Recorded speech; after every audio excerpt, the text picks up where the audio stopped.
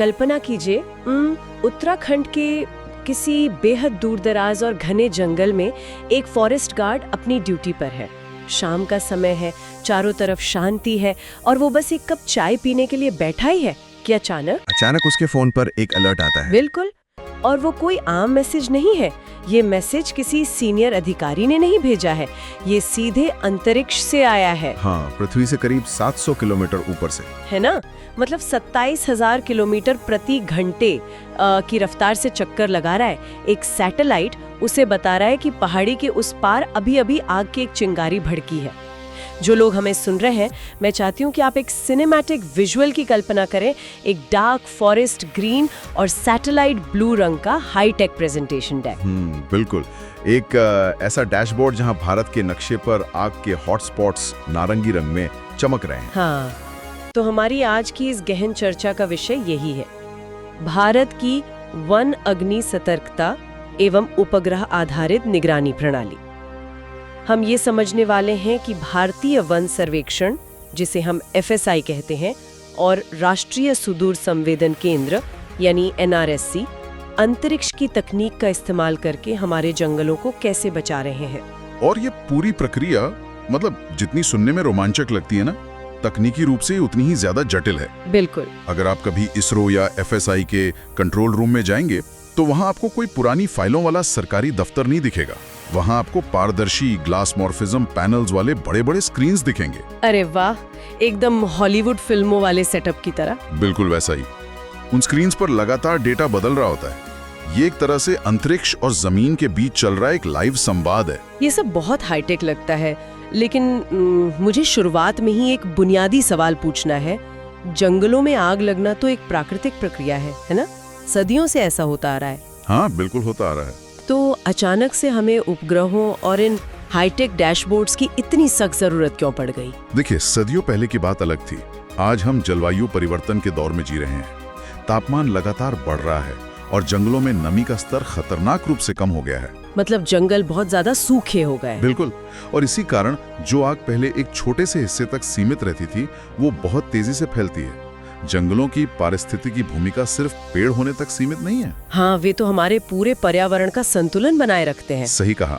एक जलता हुआ जंगल सिर्फ लकड़ियों का नुकसान नहीं है, वो मिट्टी की उर्वरता को खत्म कर देता है, वन्य जीवों को मार देता है, और सबसे बड़ी बात क्या? वो हमारे कार्बन सोखने वाले सबसे बड़े प्राकृतिक सिंक को एक ही झटके में कार्बन उगलने वाले स्रोत में बदल देता है। तो इसी को संभालने के लिए FSI और NRSC ने ये प्रणाली बनाई है। अगर हम इस पूरे सिस्टम के आर्किटेक्चर को देखें तो ये एक लंबी चेन की तरह लगता है। हाँ, एक बहुत ही सुव्यवस्थित वर्कफ्लो है। तो आज के इस गहन विश्लेषण में हमारा जो मिशन है वो है वन अग्नि जियो पोर्टल को पूरी तरह से डिकोड करना। हमारा मुख्य उद्देश्य ये समझना है कि ये पोर्टल कैसे काम करता है। मतलब ये किस प्रकार उपग्रहों के लाइव डेटा से लेकर जंगलों के प्रकार और जो आने वाले खतरे हैं उनके पूर्वानुमान को एक ही जगह पर ले आता है। हाँ, क्योंकि ये समझना बहुत जरूरी है। सही कहा। अक्सर जब हम नक्शों की बात करते हैं ना, तो दिमाग में बस एक स्थिर सी तस्वीर उभरती है।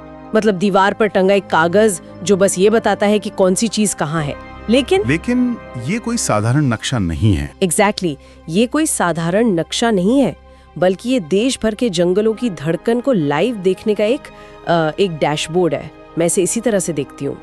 इस जियो पोर्टल की सबसे बड़ी खासियत यही है कि ये केवल कच्चे डेटा का कोई ढेर नहीं लगाता। इसके जो लेयर्स हैं उनका विश्लेषण करने पर एकदम स्पष्ट होता है कि ये संकट के समय में एक कार्रवाई करने योग्य या कहें एक्शन लेने लायक पैटर्न दिखाता है। मतलब ये सिर्फ ये नहीं बताता कि कहाँ आग लगी है, तो और क्या बताता है? ये उस आग की उत्पत्ति, उसकी वर्तमान स्थिति और भविष्य में वो कितना खतरा बन सकती है, उसे एक बहुत ही तार्किक क्रम में प्रस्तुत करता है। अरे वाह! इस पूरी प्रक्रिया का जो पहला कदम है वो आसमान से शुरू होता है, जिसे नियर रियल टाइम यानी NRT forest fire detection system कहते हैं। पहले FSI मुख्य रूप से MODIS सेंसर का इस्तेमाल करता था। MODIS 1 किलोमीटर के दायरे को 1 पिक्सल के रूप में देखता है, लेकिन अब जो नया VIRS सेंसर है, जिसका पूरा नाम visible infrared imaging radiometer sweet है, ये 375 मीटर बाई 375 मीटर के बहुत ही छोटे रेजोल्यूशन पर काम करता है। 375 मीटर, इसको अगर हम विजुलाइज करें तो ये अंतरिक्ष से जमीन पर लगभग एक बड़े फुटबॉल मैदान जितनी छोटी जगह के तापमान को सटीक रूप से नाप सकता है। इसमें आज की तारीख का डेटा है, मतलब 18 मई 2026 का लाइव डेटा। हाँ, और सिर्फ आज का ही नहीं। सही कहा, पिछले 2 दिनों का भी 16 और 17 मई 2026 का ऐतिहासिक डेटा भी पोर्टल पर मौजूद है। इसे देखकर मुझे ऐसा लगता है जैसे, क्या कहते हैं, अंतरिक्ष में बैठे 2 विशाल स्मोक डिटेक्टर लगातार हमारी पृथ्वी की स्कैनिंग कर रहे हैं और हर एक चिंगारी की जानकारी तुरंत नीचे भेज रहे हैं। ये स्मोक डिटेक्टर वाली उपमा काफी अच्छी है, लेकिन यहाँ जो बात सबसे दिलचस्प है वो ये है कि ये उपग्रह असल में काम कैसे करते हैं। मॉडस और वीर्स साधारण कैमरों की तरह धुएं की तस्वीरें नहीं खींचते। अच्छा, तो फिर कैसे काम करते हैं? क्योंकि धुएं के पार देखना बहुत मुश्किल होता है, लगभग असंभव। इसके बजाय ये जो उपग्रह हैं, ये थर्मल इंफ्रारेड सेंसर्स का उपयोग करते हैं। Thermal sensors. हाँ, ये सेंसर जमीन से उठने वाली असामान्य गर्मी, जिसे हम थर्मल एनोमली कहते हैं, उसे पकड़ते हैं। जब जंगल के किसी हिस्से का तापमान अचानक आसपास के तापमान से बहुत ज्यादा हो जाता है ना, तो उपग्रह उसे तुरंत एक हॉटस्पॉट के रूप में दर्ज कर लेता है। ओहो, मतलब ये तकनीक धुएं या घने बादलों के होने पर भी काम कर सकती है। बिल्कुल, यही बात इसे इतना प्रभावी बनाती है। लेकिन मेरे दिमाग में एक और पहलू है। पोर्टल पर सिर्फ आज का डेटा नहीं है। 16, 17 और 18 मई, इन 3 दिनों के डेटा को एक साथ रखने का कोई खास तकनीकी कारण है क्या? बहुत बड़ा कारण है। देखिए, आग कोई रुकी हुई या स्थिर वस्तु नहीं है, ये पानी या तरल पदार्थ की तरह बहती है। सही बात है। जब आप 16 मई के डेटा का विश्लेषण करते हैं तो वो केवल आग का शुरुआती बिंदु दिखाता है, जिसे इग्निशन पॉइंट कहते हैं। अब उसके ऊपर जब हम 17 मई और फिर आज 18 मई का डेटा ओवरले करते हैं तो स्क्रीन पर आग के फैलने का पूरा रास्ता या ट्रेजेक्टरी दिखाई देने लगती है। अरे वाह, मतलब एक तरह से हम उसका इतिहास देख रहे हैं। बिल्कुल, और इससे आग की गति और दिशा का सटीक गणितीय अनुमान लगाया जा सकता है।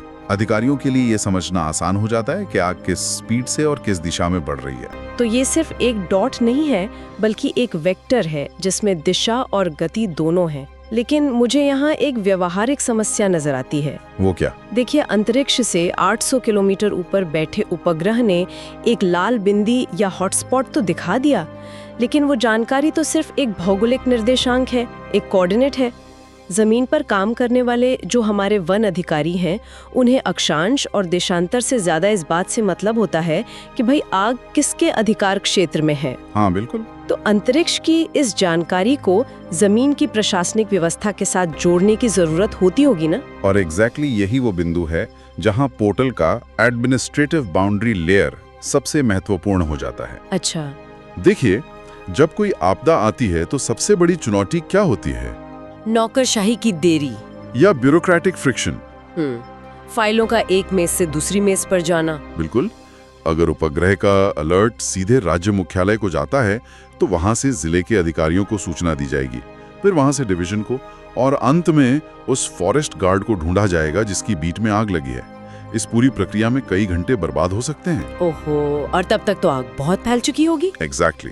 पोर्टल सीधे उस बीट की पहचान कर लेता है जहां हॉटस्पॉट है।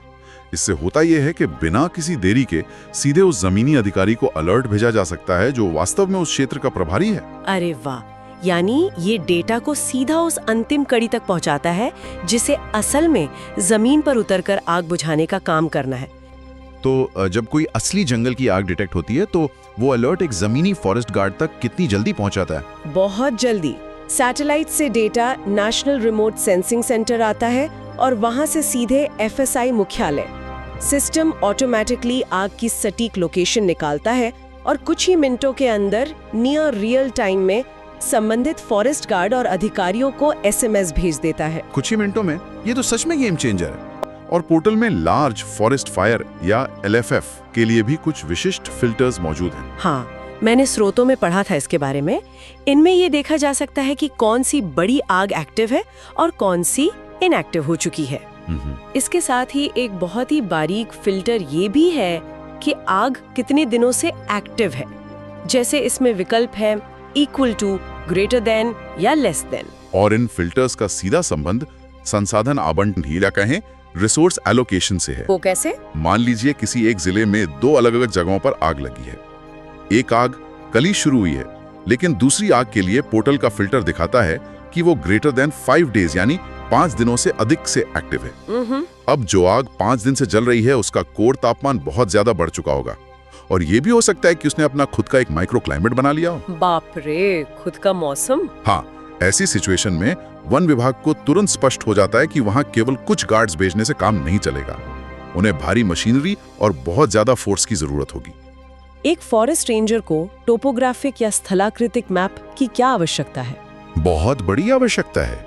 मतलब आग तो पेड़ों में लगती है ना, जमीन की ऊंचाई या ढलान से उसका क्या लेना देना? असल में टोपोग्राफी या जमीन की बनावट ही आग के फैलने का सबसे बड़ा निर्धारक होती है। अच्छा। भौतिकी का एक बहुत ही सरल नियम है, गर्मी हमेशा ऊपर की तरफ उठती है। हाँ, वो तो है। तो जब आग किसी पहाड़ी की ढलान पर लगती है तो उसकी लपटें और गर्म हवा ऊपर मौजूद पेड़ों और वनस्पतियों को जलने से पहले ही सुखा देती हैं।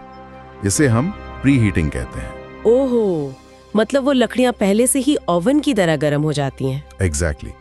आग लगने के बाद प्रतिक्रिया देना तो हमेशा नुकसानदेह ही होता है ना, कुछ तो जल ही गया। असली सफलता तो तब है जब किसी घटना का पूर्वानुमान लगाया जा सके। बिल्कुल सही कहा आपने। और मुझे लगता है कि पोर्टल का अगला खंड इसी दिशा में काम करता है, भविष्यवाणी और खतरे का मूल्यांकन, जिसे प्रेडिक्टिव एनालिटिक्स और डेंजर रेटिंग्स कहते हैं। देखिए, अगर इस पोर्टल को हम सिर्फ एक प्रतिक्रिया या रिएक्शन का साधन मान लें तो हम इसकी पूरी क्षमता का उपयोग नहीं कर पाएंगे। और इसी कमी को दूर करने के लिए इसमें फॉरेस्ट फायर डेंजर रेटिंग या FFDR को शामिल किया गया है। हाँ, स्रोतों के अनुसार पोर्टल पर 14 मई 2026 से 21 मई 2026 तक के लिए ये FFDR उपलब्ध है। इसमें खतरे को 5 अलग-अलग स्तरों में बांटा गया है: लो, मॉडरेट, हाई, वेरी हाई और एक्सट्रीम रिस्क। ये तो मुझे बिल्कुल मौसम के पूर्वानुमान जैसा ही लगता है, जैसे हम देखते हैं ना कि कल तूफान आने की कितनी संभावना है।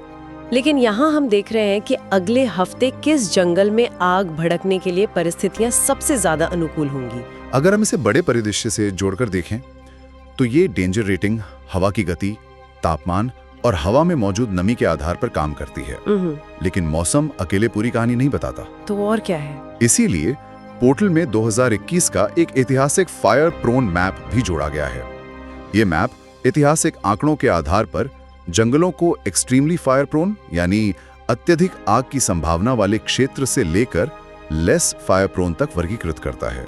हमारे पास एक बहुत मजबूत SMS अलर्ट प्रणाली है। अभी इस सिस्टम के साथ 3,35,974 रजिस्टर्ड यूजर्स जुड़े हैं। 3 लाख से ज्यादा लोग? हाँ, जैसे ही उपग्रह विसंगति पकड़ता है एक ऑटोमेटिक SMS जनरेट होता है। और मैंने आंकड़े देखे थे कि कितने SMS भेजे गए हैं। ये बहुत बड़ा नंबर था। बिल्कुल। मोडिस के जरिए 45,42,000 से ज्यादा और वियर्स के जरिए तो 1,24,00,000 से भी ज्यादा SMS भेजे जा चुके हैं। बाप रे, 1 करोड़ से ज्यादा SMS, और ये सब एक पदानुक्रम में चलता है ना, राज्य के नोडल अधिकारी से लेकर बीट लेवल तक।